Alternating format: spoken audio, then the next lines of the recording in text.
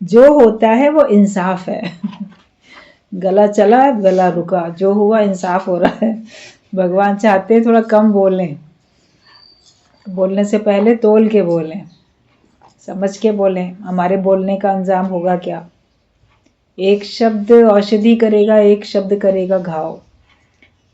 शब्द ऐसा बोलो जो दूसरे को औषधि दे, दूसरे को घाव दे दे, ऐसा शब्द नहीं बोलना चाहिए। और जो ज्ञानी होता है वो हमेशा दूसरे के चढ़े हुए वचन लेता भी है और चढ़े हुए वचन बोलता भी। किसी ने आपको गिरे हुए वचन बोले, आप वो नहीं लो। किसी ने आपको ऊंचा उठाने वाले चढ़े हुए वचन बोले हैं, उसको लो और दो भी वही। देना देना तो गुरुजी ने सिखाया, मगर हम दे क्या रहे हैं। हम अच्छाई देते हैं, बुराई देते हैं, शक्ति देते हैं, दूसरे को कमजोरी देते हैं, भय देते हैं, तनाव देते हैं, या तनाव मुक्त करने के लिए हम किसी को ज्ञान देते हैं। देना भी वो हो जिसमें देने वाला भी खुश रहे और पाने वाला भी खुश रहे, दोनों की उन्नति हो। ये अपने जीवन में हमको ज़रूर देखना है। कभी भी शब्दों को, इसलिए सबसे पहले शब्द बोले गए, इनको हमें बहुत सोच समझ के बोलना है।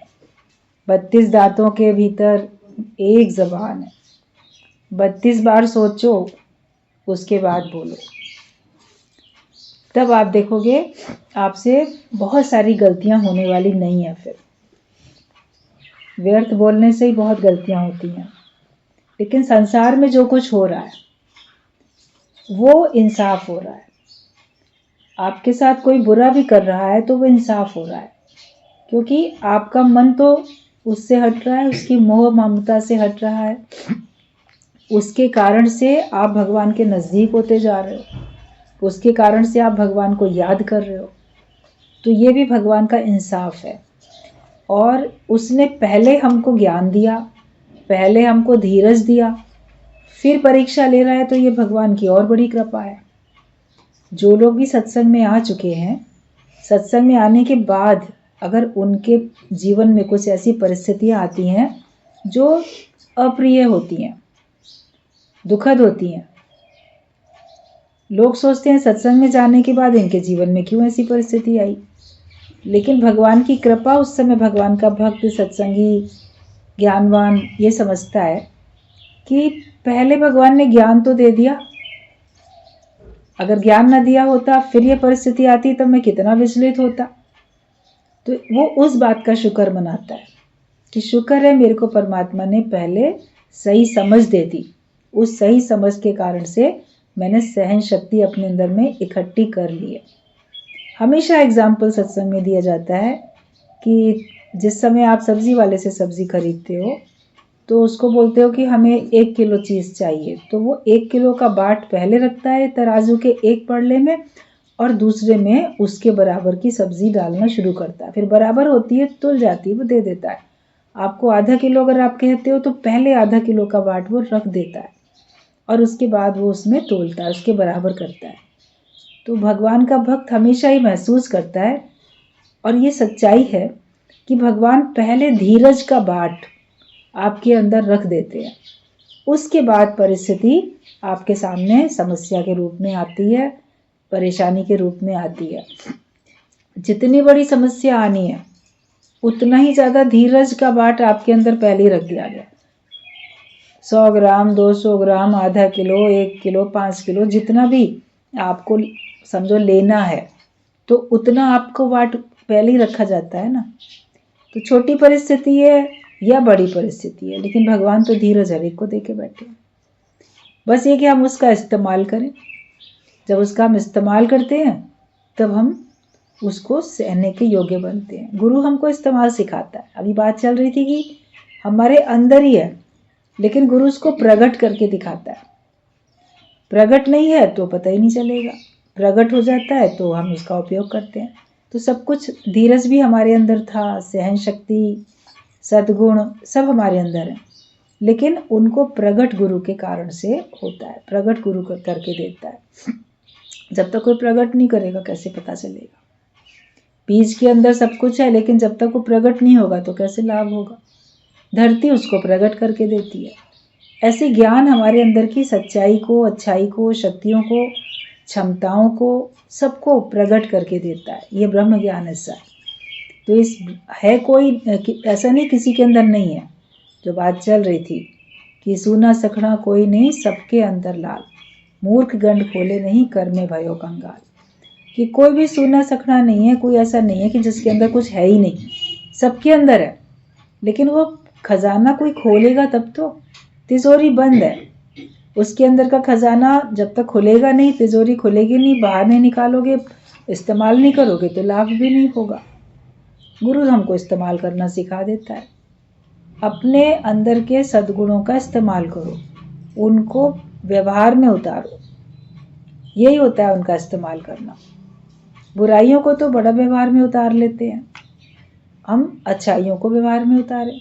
है तुम्हारे अंदर भी अच्छाई, लेकिन पता नहीं क्यों अपने अहंकार के कारण, स्वार्थ के कारण, लोभ लाज ऐसे किसी चीज़ के कारण, तो हम अपने उनको इस्तेमाल नहीं करते, अच्छी चीज़ों को, बुराइयों को इस्तेमाल करते। हम अज्ञान के वशीभूत होके ही रहते हैं।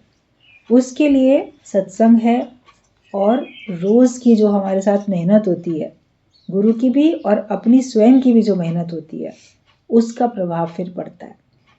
आए हो तो कुछ हासिल करने के लिए आए हो, ऐसे टाइम वेस्ट करने के लिए थोड़ी आके कोई बैठा है। तो हम बस ये समझें कि जो होता है वो ईश्वर इच्छा ही समझो, और उसमें इंसाफ ही होता है। भगवान कभी बेइंसाफी नहीं कर रहे हैं किसी के साथ भी। और थोड़ा सा हम लोगों को धीरज सबको रखना पड़ेगा। उतावलेपन में कुछ भी नहीं करना चाहिए, कोई स्टेप नहीं उठाओ, सोच के समझ के तब चलो। अरे मन समझ समझ पग धरिए। कहीं पर भी कदम उठाओ तो सोच समझ के, कुछ समय अपने को दे के, उस पर मनन करके, विचार करके, तब आप देखोगे आपसे गलतियां फिर होने वाली नहीं है। जो कुछ होता है सब वाह वाह करके देखो। जो भी कुछ हो रहा है उसको वाह वाह करो, हाय हाय नहीं करो, परेशान नहीं हो जाओ। जो कुछ परिस्थिति आती है उसमें हाय हाय क्यों कर लेते हैं? मतलब भगवान तुम्हारी मर्जी पूरी हो रही है, और बाहर की तरफ देखने के बजाय अपने ऊपर नजर डालो। अपने अंदर हमें नजर डालनी है, अंतर्मुखता में आना है। हम क्या हैं, क्या होने के लिए आए थे, और क्या अभी तक हैं। क्या थे, क्या हैं, क्या होने आए थे। अज्ञानी थे, ब्रह्मज्ञानी होने के लिए आए थे, और अब इस समय हम क्या हैं? अभी अज्ञानी ही हैं कि ब्रह्मज्ञानी हो गए, या अभी हम थोड़ा ज्ञान हटा थोड़ा ज्ञान आया, बीच की स्थिति में कहाँ है?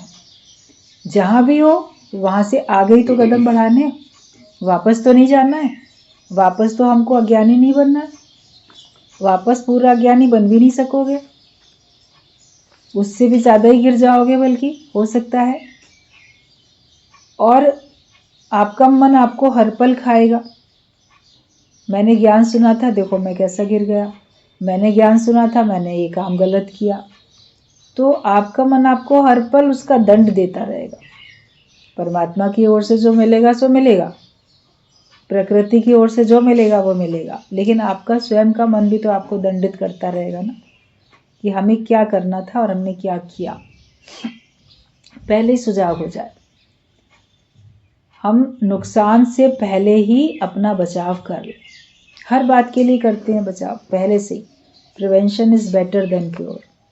तो सावधानी पहले ही हमारे अंदर में गुरु लाके देता है, और हमें लेनी भी चाहिए। और हर बात को वाह वाह करके देखो, मतलब कि हर बात में हमको स्थिर रहना है और शांत रहना है। चिंता ताकि कीजिए जो अनहोनी होए। चिंता तब करो जो कोई अनहोनी होनी हो। अनहोनी तो भगवान की तरफ से होती ही नहीं है। होनी तो होके रहे, अनहोनी ना होए। जो होनी होती है वही होके रहती है बात। इसमें हम चिंता क्यों करें? सावधानी भले रखें, ये नहीं कि आप गलतियां करते रहो फिर बोलो ये तो होनी थी तो होके रही। तो कर्तापने से आपने कर्म किया ना, जो भी कर्तापने से आप करोगे तो आपके ही खाते में आएगा।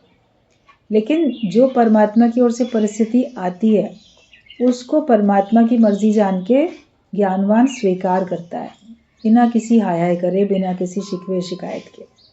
तो फिर वो देखेगा कि उसका जीवन कितना अच्छा है। एकदम उसका जीवन ज्ञानवान वाला बनता है।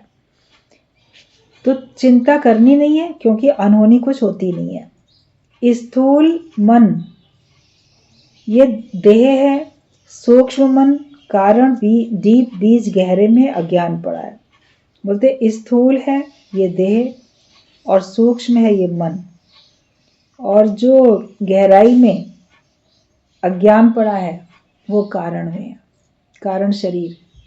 बहुत गहराई में जो मेरी मैं है, अभी आप अपने शरीर को पहले अपना रूप मानते थे, ज्ञान में आने के बाद आपको पता चल जाता है कि ये तो 5 तत्वों का शरीर बना है और मैंने इसको धारण किया है वस्त्रों की तरीके से। जैसे कपड़े मैंने पहने और कपड़े मैं बदल लूँगा, ऐसे ये शरीर मैंने धारण किया, ये शरीर मेरा बदल जाएगा। तो ये तो आपको ज्ञान सुनने के बाद स्थूल शरीर जिसको अपना मानते थे पक्का हो जाता है कि ये मेरा नहीं है रूप, मैं इससे अलग हूँ, मैंने धारण किया।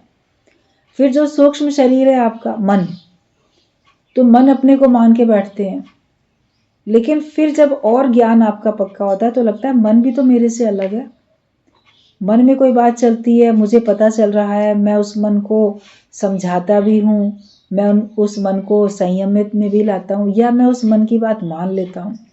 तो मैं कोई अलग हूँ जो मैं मन की बात सुन रहा हूँ, और मन की बात या तो मान रहा हूँ या मन की बात मैं नहीं मान रहा हूँ। तो पता चलता है कि मन भी तो मेरे से अलग है। आज मेरा मन बड़ा दुखी है, तो मन दुखी है ये कौन जान रहा है? कोई तो अलग है जो जान रहा है मेरा मन बड़ा दुखी है। मैं अलग हूँ और मेरा अलग है। तो जैसे मैं हूँ और मेरा घर, मेरा परिवार, मेरे रिश्तेदार, मेरे बाल बच्चे, मेरे संबंधी, तो मैं के साथ मेरा अलग हुआ ना। तो मैं हूँ और मेरा मन, तो वो भी तो मेरे से अलग है। मन में ये चल रहा है, मन में वो चल रहा है, लेकिन मन में जो चल रहा है उसको कोई जान रहा है, और उसको जानने के बाद वो उस पर निर्णय ले रहा है कि मुझे क्या करना चाहिए, क्या नहीं करना चाहिए, अब मैं क्या करूं, मेरा मन में तो ऐसे आ रहा है, अब मैं क्या करूं। तो मन कुछ और बता रहा है, अब मैं करूं क्या, वो आप भी सोच रहे हो, बुद्धि से सलाह लेते हो या अपने अनुभव को, अपने ज्ञान को महत्व देते हो। तो ये भी समझ में आ जाती है बात कि जो मन है वो सूक्ष्म शरीर है। मन से आप कहाँ कहाँ चले जाते हो, मन से क्या क्या आप अनुभव कर लेते हो, तो वो भी मेरे से अलग है। तो सूक्ष्म शरीर से भी आपका नाता कट जाता है कि ये सब बातें मन में हो रही हैं, मेरे में थोड़ी हो रही हैं। मन है वो कर रहा है, लेकिन मैं तो उसको देखने वाला हूँ, लेकिन मैं ज़्यादा शक्तिशाली हूँ। स्थूल शरीर मेरे से अधिक शक्तिशाली नहीं, सूक्ष्म शरीर मेरे से अधिक शक्तिशाली नहीं, मैं उससे अलग हूँ और उससे अधिक बलवान हूँ। शरीर की इंद्रियां, शरीर जो कुछ चाहता है वो मैं नहीं कर सकता, या मैं कर सकता हूँ, मेरे हाथ में है। मन जो चाहता है वो मैं कर सकता हूँ या नहीं कर सकता हूँ, वो मेरे हाथ में है। मैं मन को, तन को, दोनों को कंट्रोल में कर सकता हूँ, मैं दोनों का स्वामी हूँ। मन बुद्धि का सबका मैं स्वामी हूँ। फिर बुद्धि अपने को मान लेंगे तो बुद्धि भी तो मेरे से अलग है, सब सूक्ष्म शरीर में आती है ये बात। मगर मैं हूँ कोई जो अपने मन को और अपनी बुद्धि को कंट्रोल में करता। वो मैं अभी ईश्वर से मिलके एक नहीं हुई है। वो गहराई में जो हमारी जीव भाव वाली मैं है वो कारण शरीर है। उसको कारण शरीर इसलिए बोला जाता है कि उसके कारण ही तो दूसरा शरीर मिलता है आपको, उसके कारण ही तो 84 लाख योनियों में जाते हो, और उसके कारण ही तो योग लगा पाते हो। जीव चाहेगा तब तो योग लगाएगा, जो मुक्त होना चाहेगा तभी तो मुक्त होगा। तो वो तन और मन का साथ लेके, बुद्धि का साथ लेके, इंद्रियों का साथ लेके या तो परमात्मा की प्राप्ति करता है या वो 84 लाख योनियों में भ्रमण करता रहता है। वो कारण शरीर है। वो कारण शरीर जब उसका योग लगता है और वो योग लगाना चाहता है तो फिर वो ब्रह्म में लीन हो जाता है। जैसे नदी अलग बहती हुई दिखती है और वो एक पॉइंट पे आके सागर से मिल जाती है, मिलने के बाद उस नदी का अस्तित्व खत्म हो जाता है, फिर वो सागर का रूप बन जाती है। फिर उसको सब सागर के रूप में ही देखते हैं। जब तक वो अलग थी तब तक उसका नाम अलग था। कितनी सारी नदियां समुद्र में मिलती हैं, जो बच्चे ज्योग्राफी पढ़ते हैं, सबने, आप लोगों ने भी पढ़ी है सबने भूगोल पढ़ा है, भौगोलिक स्थितियाँ अपने देश की पढ़ी हैं, कितनी नदियाँ हैं, कहाँ से आती हैं, कहाँ जाती हैं, सब पहाड़ कहाँ हैं, सब कुछ आप लोगों ने जाना, पढ़ा, समझा है। तो जब तक वो अलग है तब तक उसका अलग अस्तित्व है, लेकिन मिल जाने के बाद उसका अपना अलग अस्तित्व खत्म हो गया, अब वो सागर कहलाती है। तो ब्रह्म में जब लीन हो जाते हो तो आप ब्रह्म रूप कहलाते हो। जब आप जीवित हो, जीवित अवस्था में आपने ब्रह्म का अनुभव कर लिया, आपका योग लग गया, तब आप जीवन मुक्त कहलाते हो कि जीते जी आपने जान लिया कि ना मैं मन, ना मैं तन, ना मैं कारण शरीर, तीनों शरीर से मैं अलग हूँ। ये बात आपने अनुभव कर ली, तो आप मुक्ति का, जीवन मुक्ति का आनंद लेते हो। लेकिन जब तक जीवन है तब तक वो कारण शरीर, वो स्थूल शरीर और वो सूक्ष्म शरीर, तीनों शरीरों से आपका व्यवहार चल रहा है, आपका कार्य चल रहा है।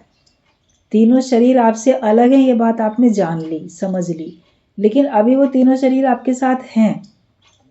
जब तक ब्रह्म ज्ञानी का शरीर, स्थूल शरीर सामने दिखता रहता है, उससे कार्य होता रहता है, उसके मन में भी सबके लिए भले की भावना चलती रहती है, और वो अपने को हमेशा ही महसूस करता है कि मैं ब्रह्म रूप हूँ, मैं आनंद स्वरूप हूँ। तो ये कारण शरीर ही तो अनुभव कर रहा है, वो मैं। लेकिन जब वो उसका शरीर, स्थूल शरीर, जब प्राण नहीं रहते हैं, स्थूल शरीर से नाता कटता है, तो उसका तीनों शरीरों से नाता एक साथ कट जाता है, तो उसको दूसरा जन्म नहीं लेना पड़ता, वो मिलके एक हो जाता है। मैं आनंद में हूँ ये कहने वाला भी फिर बचेगा नहीं ना, मैं ब्रह्म हूँ ये कहने वाला भी नहीं बचेगा कोई। अभी तो मैं जीव हूँ या मैं ब्रह्म हूँ, इनको हम बोलते हैं। लेकिन जब मैं ही हूँ, दूसरा है ही नहीं, तो मैं किसको कहूँ, कहें किससे, सुनाएं क्या, चखा जिसने वही जाने। तो आपका एक ही साथ तीनों शरीरों से नाता कट जाता है, क्योंकि वो कारण शरीर गुम हो जाता है, और पहले से ही गुम है। तो जीवन मुक्त आप जब तक प्राण हैं तब तक जीवन मुक्त कहलाते हैं, और जब उसके प्राण नहीं रहते हैं तब वो विदेह मुक्त हो जाता है। मतलब अब तीनों प्रकार की देह से वो मुक्त हो गया, अब उसको तीनों प्रकार में से किसी भी प्रकार की देह का असर उसके ऊपर नहीं है, और उसको कोई सी भी देह धारण करनी नहीं है। कारण शरीर अलग बचा रहेगा, मैं देह हूँ अलग बची रहेगी, तो फिर उससे आपको स्थूल सूक्ष्म सब शरीर मिलते चले जाएंगे, तो विदेह मुक्त हो जाता है। और जीवित अवस्था में भी वो विधेय होके ही रहता है, मतलब कि वो उसमें अपने आप को इन्वॉल्व नहीं करता, वो परमात्मा के हुक्म से उसका शरीर चल रहा है, परमात्मा के हुक्म से उसके मन में प्रेरणा चलती है, परमात्मा के हुक्म से ही वो अगर ये अनुभव भी कर रहा है कि मैं आनंद में हूँ, तो सब परमात्मा के हुक्म से हो रहा है, मैं टोटल अलग हूँ। तब आपके अंदर में जब देह की भावना नहीं रहती है, कर्तापना जीव भाव नहीं रहता है, तब आपके अंदर में सच्ची भक्ति प्रकट होती है। जो बात अभी चल रही थी कि राजा जनक को विदेह कहते थे, कि देह में रहते हुए भी देह से अलग है, तो उसके घर में भक्ति रूपी सीता प्रकट हो गई। तो जब हम अपने इस स्थूल सूक्ष्म कारण, इन शरीरों से अलग होकर रहते हैं, तो हमारी भक्ति सच्ची होती है। स्थूल शरीर में रह के तो आपकी सकामी भक्ति होती है, हाथ जोड़ के प्रार्थना करेंगे और मांगेंगे भगवान से माया, वो तो स्थूल भक्ति है। सूक्ष्म शरीर में भी आप ध्यान, भजन, मनन ये सब करते हो, लेकिन माया भी मांगते हो, दोनों ही बातें चलती हैं। मानसिक पूजा होती है, शरीर की भी होती है। कभी आप मन ही मन में भगवान का नाम जपते रहते हो, कभी आप जो हो भक्ति में आके भगवान को पाने के लिए भी भगवान की भक्ति करते हैं, भगवान मैं तुमको पाना चाहता हूँ। तो जो देह अपने को समझेगा वो भगवान को पाने की चाह नहीं रखता ना, वो तो देह से जुड़े हुए सुख चाहता है, उन्हीं को पूरा करने के लिए पदार्थ मांगता रहता है, देह से अलग होके ज्ञानी रहता है। कहते तेरी महफिल के दीवाने नशे में चूर रहते हैं, वो इस दुनिया में रहने पर भी दिल से दूर रहते हैं, वो दिल से दूर रहते हैं, वो हैं भी इसमें, देह में हैं लेकिन तो भी वो देह से अलग है। ये स्थिति हर एक की बनती है, जो अपने पे कृपा करता है और जो गुरु के वचनों को मन मनाभव होकर सुनता है, उन पे विश्वास करता है, तो वो जीवन मुक्त हो जाता है। और जीवन मुक्त ही विदेह मुक्त होएगा। जब तक आप जीते जी अपने को बंधन में समझते हो तो कभी आपको आवागमन के चक्कर से छुटकारा नहीं मिलेगा। लेकिन जब जीते जी आप अपने को देह नहीं मानोगे, अपने को निर्बंधन कर पाओगे, माया से छूट पाओगे, तभी आप दूसरे जन्म मरण के चक्कर से भी छूट पाओगे। 84 लाख योनियों से भी तभी छूट सकते हो। तो ये सूक्ष्म शरीर और ये स्थूल शरीर, कारण शरीर, ये सब अलग है हमसे। तू आत्मा 3 देह के अधीन हो गया। तुम आत्मा हो लेकिन तुम इन 3 देह के अधीन हो जाते हो। 3 देह में ज्ञानी आता जाता है, तो ज्ञानी के उद्धार के लिए भी तो भगवान को आना पड़ता है ना। केवल ज्ञानी बनोगे तो भी आप किसी ना किसी देह के अधीन थे, या स्थूल या सूक्ष्म या कारण। योग तो नहीं लगा आपका पूरा, तभी तो इस जन्म में आए। भले आप बॉर्न ग्रेट होके लगता है कि हम तो शुरू से ही मन नहीं था माया में, शुरू से बड़े वैराग्यवान थे, सब थे, तो लेकिन कुछ तो एक जरा सी तो कमी रह गई थी। 100 में से 100 नंबर आने चाहिए थे, 100 में से 99 नंबर भी थे, तो 1% की तो कमी रह गई थी ना। उसको पूरा करने के लिए ये जन्म मनुष्य का मिला, उत्तम, पवित्र, सबसे श्रेष्ठ, और उसमें इतना सर्वश्रेष्ठ ब्रह्म ज्ञान हमको भगवान सुनने का अवसर दे देते हैं। तो जो 1% कमी थी उसको पूरा करने के लिए फिर हमको ब्रह्मज्ञानी संत की तो आवश्यकता होती है। तो ज्ञानियों के उद्धार के लिए भगवान ने कहा मैं आता हूँ, कि उनको भी लगे कि हाँ, हमने भगवान से पूरा योग लगा लिया, और उस योग के बाद जो आनंद है, उस योग के बाद जो संयोग है, उसका हम अनुभव करना चाहते हैं। बताया जाता है कि जो संत थे, ऋषि मुनि थे, तपस्याएं बहुत की उन्होंने भगवान को पाने के लिए, और उन्होंने तपस्या के बल पे भगवान को पाया, लेकिन उन्होंने भगवान को तो प्राप्त किया, लेकिन भगवान का सानिध्य, भगवान का संग और उस प्रेम का अनुभव नहीं किया, अपने को तपस्या में लगाए रखा। तो भगवान ने कृष्ण का जब अवतार लिया, तो वो सब जो संत ऋषि मुनि थे, योगी थे, वो सब गोपियां ग्वाल बन के उनको उस क्षेत्र में वहां पे उनको जन्म मिल गया। तो उन्होंने फिर भगवान का संग लेके उस प्रेम का अनुभव किया, उसका भी आनंद लिया। मुक्त तो सब थे ही, लेकिन हमने ज्ञान को भी समझा, हमने प्रेम को भी समझा। तो कभी भगवान हमको भरपूर करने के लिए, तृप्त करने के लिए, और अधिक हमको कुछ अपना कृपा, अपना प्रेम सब देने के लिए, फिर हमको दुनिया में जो भी कमी थी या मन ने कभी चाहा तो उसको भेज देते हैं भगवान दुनिया में, और फिर उसको पूर्ण कर देते हैं। तो जो ज्ञानी भी होगा तो 3 देह के उसमें आता है, लेकिन फिर वो तीनों देह से उपराम भी हो जाता है। तो 3 देह में ज्ञानी आता जाता है। सुख दुख, मान अपमान, मोह ममता, सब अंदर पड़ा है। हर एक के अंदर में अज्ञानता में दुख सुख, मान अपमान, मोह ममता, द्वंद्वी जोड़े सब पड़े हुए हैं। मेरा मन का मालिक कौन है? मन बैरी है, जिसके साथ है तो वो जीव है। तुम्हारा मन जो है वही तुम्हारा दुश्मन है, और जिसके साथ मन है, जो मन का संग कर रहा है, जो मन को अपने संग समझ रहा है, वो ही जीव है। अगर आपका मन आपके ऊपर हावी नहीं होता है तो समझो कि आप ब्रह्म स्वरूप हो, आप आत्मा ब्रह्म हो, लेकिन आप मन के अधीन हो रहे हो। आपका मन जैसा सोचता है वैसे ही करते हो, आपका मन जैसा चाहता है आप वैसे ही बोलते हो, वैसे ही करते हो। तो फिर आप जीव हो, फिर आत्मा नहीं कहलाओ अपने आप को, मानो भी नहीं।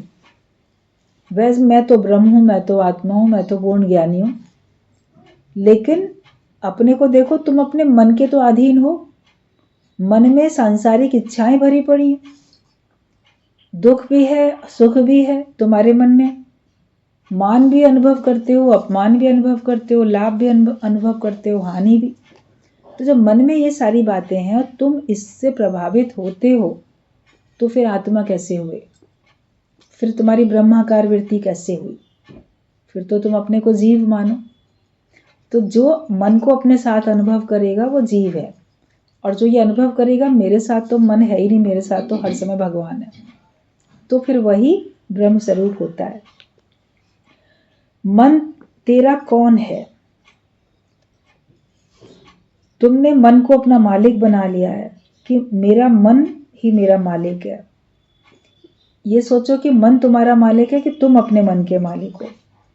मन तेरा बच्चा है, जिस जिसका संग किया वैसा बन गया। जैसे मन तेरा बच्चे की तरीके से है, जैसे बच्चा जिसका संग करता है वैसे ही बन जाता है। छोटे बच्चा अच्छे लोगों का संग करेगा तो अच्छा बनेगा, बुरे का संग करेगा बुरा बनेगा। बड़े होने पर भी आप जिनका संग अधिक करते हो उनका प्रभाव आपके ऊपर पड़ने पड़ता है, वैसे ही तो उसका प्रभाव पड़ता है। अभी सत्संग में आ गए तो गुरु का प्रभाव पड़ता है, ज्ञान का प्रभाव पड़ता है। साध संगत में जिसका संग ज्यादा करोगे उठना बैठना, उसका प्रभाव फिर सत्संगियों का भी एक दूसरे पे पड़ने लग जाता है। अगर कोई सेवा वाला होगा उसका संग करोगे तुम्हारे अंदर भी सेवा की भावना उत्पन्न होगी। कोई उदारचित होगा उसका संग करोगे तुम्हारे अंदर भी उदारचित्ता की भावना उत्पन्न होगी। और कोई सेवा से कतराएगा, कंजूस होगा तो तुम्हारा भी मन वैसे ही हो जाएगा। कोई प्रशंसक होगा तो तुम भी प्रशंसा करना सीखोगे, कोई निंदक होगा तो तुम भी निंदा करना सीखोगे। जैसा तुम्हारे कान सुनते रहते हैं वैसा ही तुम्हारी भाषा बनती जाती है, और वैसे तुम्हारे भाव बनते जाते हैं। जिसका संग अधिक करोगे उसका रंग तुम्हारे ऊपर चढ़ेगा। इसलिए कहा जाता है कि सोच समझ के संग करो। As the company so the colour. आप अपने से ज्ञान में जो ऊंचे उठे हुए लोग हैं उनका संग करो। जिनकी स्थिति वास्तव में आपको लगता है कि श्रेष्ठ है, आप उनका संग करो। और आपको पता चले कि इनकी स्थिति अभी पूर्ण नहीं है या अभी ऊंचाई की तरफ नहीं है, थोड़ा गिरावट की हो रही है, तो आप उनको ऊंचा उठाने के लिए उनका संग करो, ना कि उनके संग खुद भी नीचा गिरने के लिए आप संग करो उनका। अपने को तो मजबूत करो। तो मन तो ऐसा बच्चा है कि जिस जिसका संग किया वैसा ही बन गया। ऐसा गटर गंदा मन गुरु के पास तुम लेके आए। फिर जब गुरु के पास आए तो गुरु ने तुम्हें सच्चा मनुष्य बनाया। सब अपने मन को मलिन करके ही आए थे। सबके मन में राग द्वेष थे, इच्छाएं कामनाएं थीं, बहुत विकार भरे हुए थे। गंदा मन लेके सब आते हैं, लेकिन गुरु उस गंदे मन को कितना साफ करता है। बाहर से आप गंगा नदी में स्नान करने जाओगे तो आपका तन नहाएगा और वो उज्जवल आपको लगेगा। रोज भी घर में स्नान करते हो, आपके तन शुद्ध हो जाता है, तन की मलिनता चली जाती है। लेकिन ज्ञान में आके आपके मन की मलिनता जाती है। यहाँ पे ज्ञान का स्नान होता है।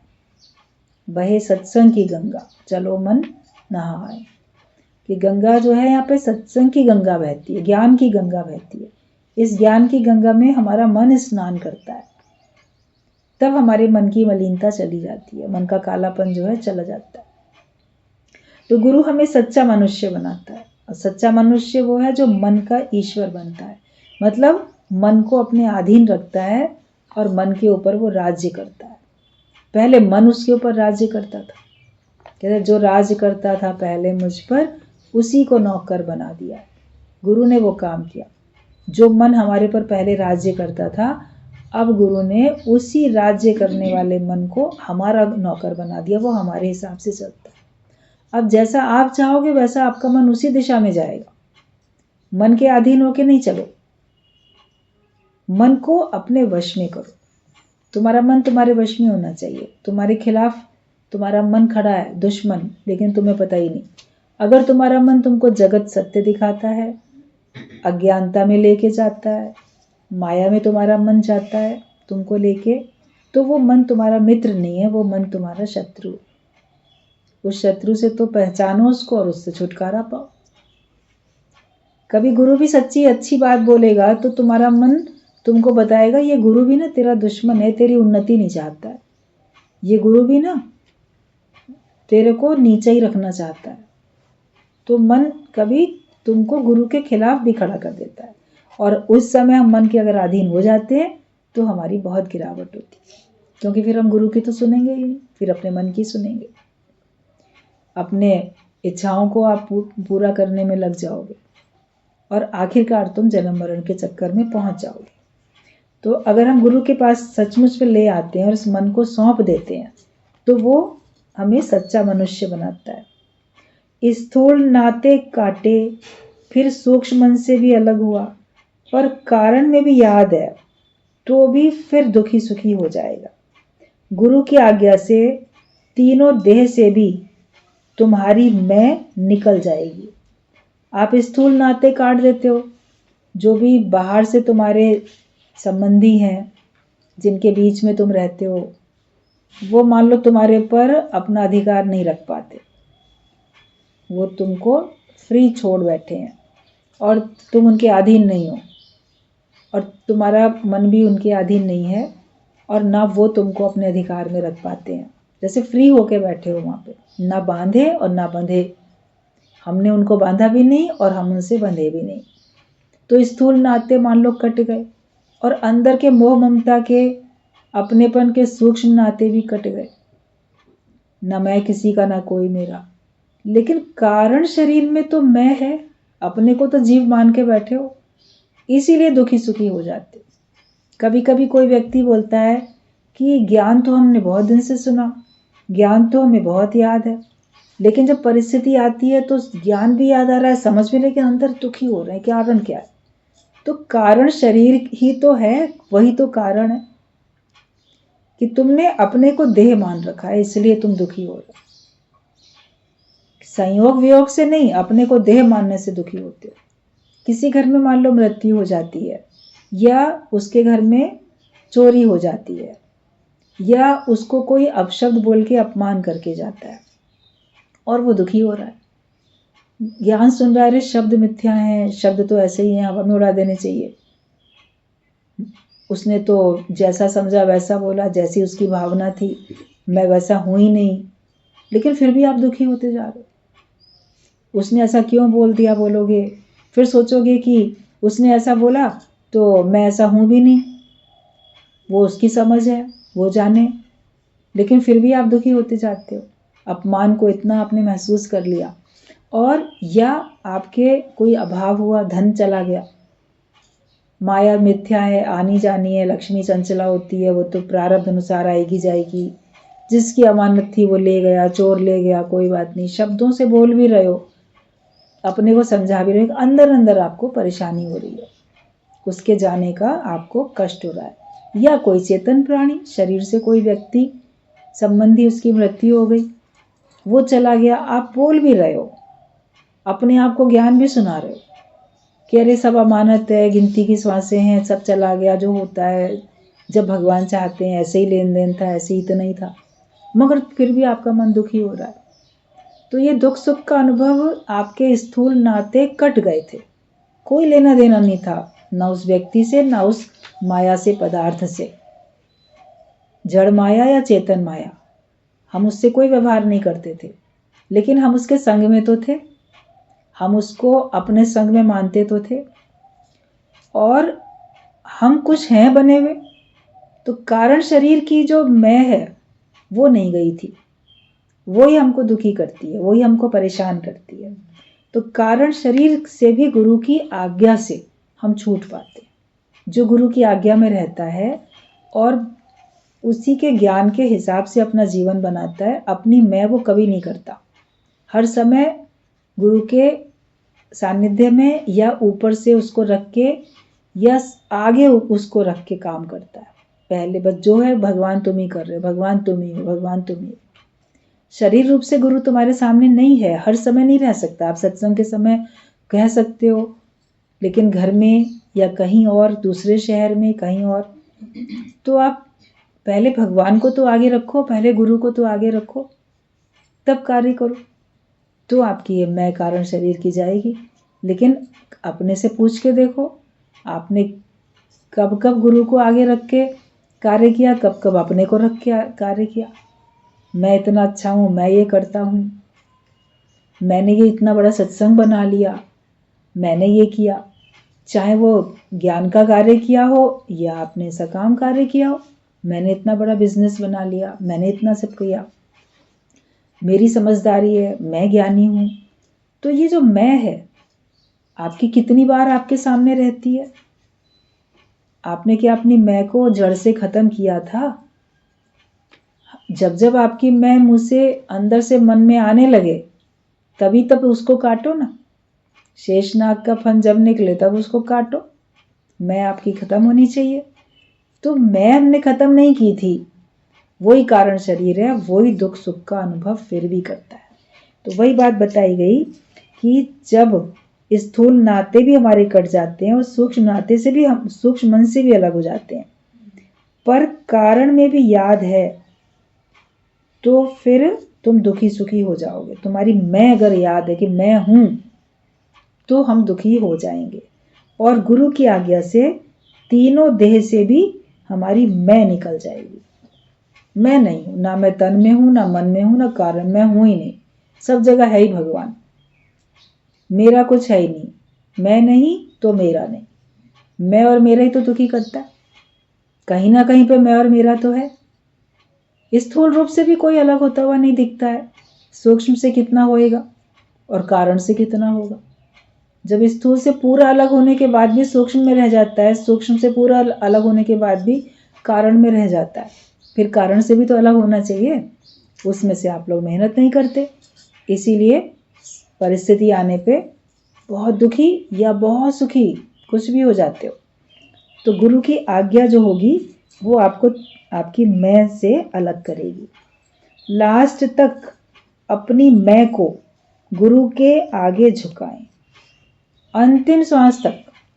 चाहे आप कितने बड़े ब्रह्म ज्ञानी अपने को बना लो, उस अवस्था में पहुंच जाओ, उस निश्चय में आ जाओ, आपसे बहुत अच्छा कार्य हो जाए, बहुत करोड़ों लोगों का आपसे उद्धार हो गया, आपने बहुत बड़ा सत्संग, बहुत कुछ कर लिया, उस समय भी जब तक तुम्हारे प्राण हैं, जब तक अंतिम श्वास भी है, तब तक गुरु के आगे झुके रहो।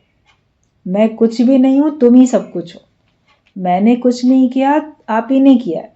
मेरा कुछ नहीं है, सब तुम्हारा है। जब हम पल पल में भगवान को आगे रखेंगे तब हमारा कारण शरीर से छुटकारा होगा। तब हमारी ये मैं कारण शरीर से चली जाएगी और तब फिर आप तीनों देह से छूटोगे। इसीलिए बोला गया, मैं ही खुद पर्दा बना था, मुझे मालूम ना था। हमारे अंदर की मैं ही भगवान के और हमारे बीच में पर्दा बनी हुई है, और ये हमको पता नहीं था, गुरु बता देता है। तब हम इससे छुटकारा पा सकते हैं। तो अंत तक अपनी मैं को गुरु के आगे झुकाएं, आज्ञा में चलें, तो इस अज्ञान का बीज नाश हो जाएगा। सपने में भी आत्मा याद रहे, कारण में भी अपने को आत्मा जानो। कारण में भी ना, मैं देह नहीं हूं, मैं तो आत्मा हूं। बेहोशी में भी तुमको ध्यान ये कोई हो कि मैं आत्मा हूं। सपने में भी आप सपना भी देख रहे हो तो सपना देखने में भी आपको लगे कि मैं देह नहीं हूं, मैं तो आत्मा हूं। वो कब होगा? जब इतना आपका अभ्यास होएगा तभी तो होगा, वरना हर समय अपने को देह मान के चलते हो तो कारण शरीर तक कैसे आप छुटकारा पा सकते हो? मेहनत तो बहुत करनी है हर एक को। तो कारण में भी अपने को आत्मा जानो। बेहोशी की सुई लगे तो भी अंदर से अज्ञान ना निकले, तो भी अंदर से ज्ञान ही निकले। ऑपरेशन थिएटर में भी जाना पड़े, आपको बेहोश भी किया जाए तो भी आपको लगे मैं तो आत्मा हूं, मैं तो देह हूं ही नहीं। हर पल सपने में भी ना भूले जिसको तेरा ख्याल, ये ख्याल सपने में भी नहीं भूले कि मैं कौन हूं। भगवान हमेशा याद रहे। डीप में भी जीव भाव देह भाव ना होए।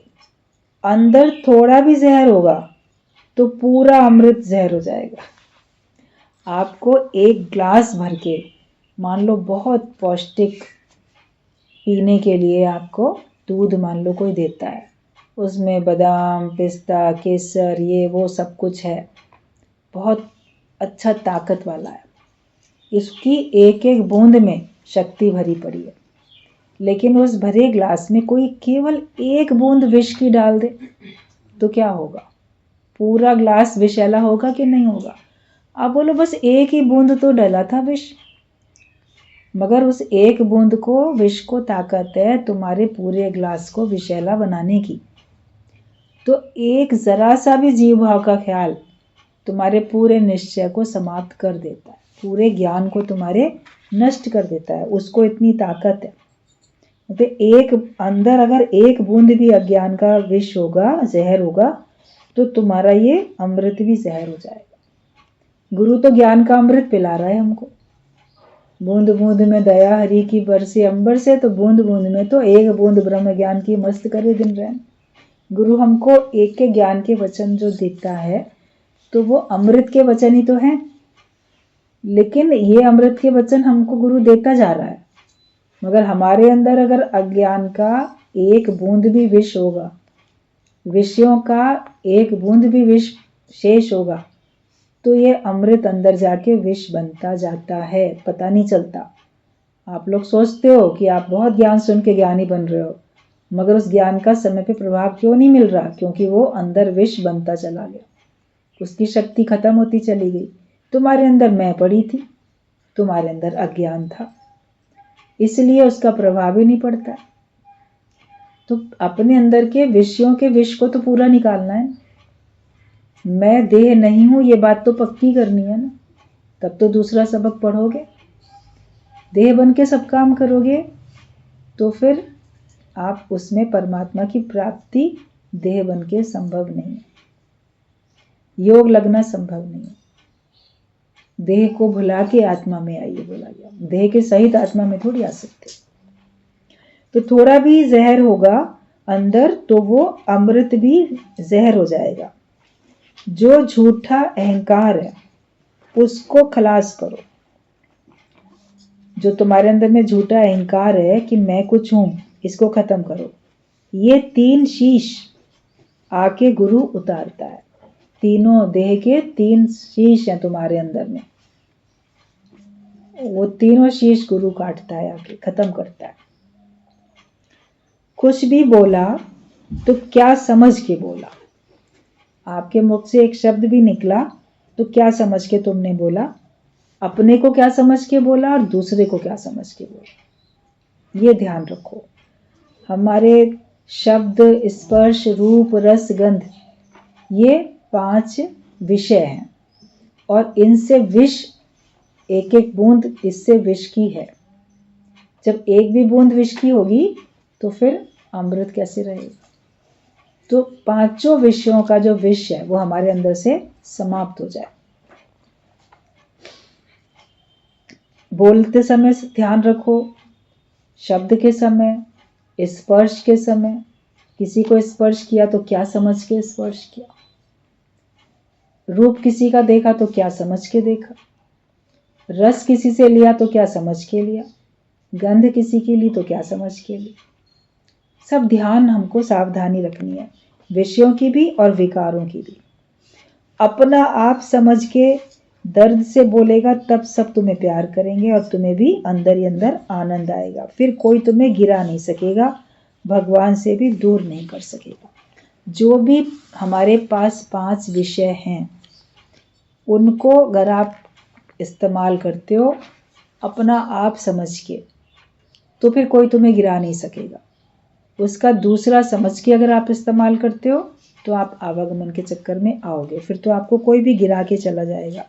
किसी से बोलते भी हो तो ये बोलो कि उसकी समस्या जैसे मेरी समस्या है, उसकी परेशानी मेरी परेशानी है, उसके परेशानी को, उसके दुख को दूर करने के लिए मैंने उससे बात की। उस जगह अपने को रख के मैंने उससे बात की, दूसरा समझ के बात नहीं करो। उस जगह अगर मैं हूं तो मैं अपने को क्या बात बोलूँगा। ऐसे ही किसी को देखो, उस जगह अगर मैं हूं तो मैं अपने आप को कैसे देखूंगा। आईने में अपने आप को देखते हो तो कैसे देखते हो, अपने को स्पर्श करते हो तो कैसे स्पर्श करते हो, अपने से कोई चीज आप मन से प्रसन्न होते हो तो कैसे होते हो। आपको अपनी बनाई हुई तो जली हुई रोटी भी अच्छी लगेगी, दूसरे का तो सही खाने में भी आप कमी निकाल सकते हो। तो हर जगह पे आप जब अपना आप देखते हो तब आपको कोई गिरा नहीं सकेगा। जहां तक जाती दृष्टि है सर्व मम रूप है। सब जगह अपना आप करके देखो, और गुरु को अपने ऊपर रखो, भगवान को अपने ऊपर रखो, तब इस अज्ञानता से हमारा बचाव हो सकता है।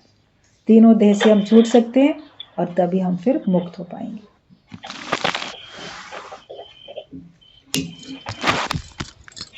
ध्यान ने तो आज हिला के रख दिया।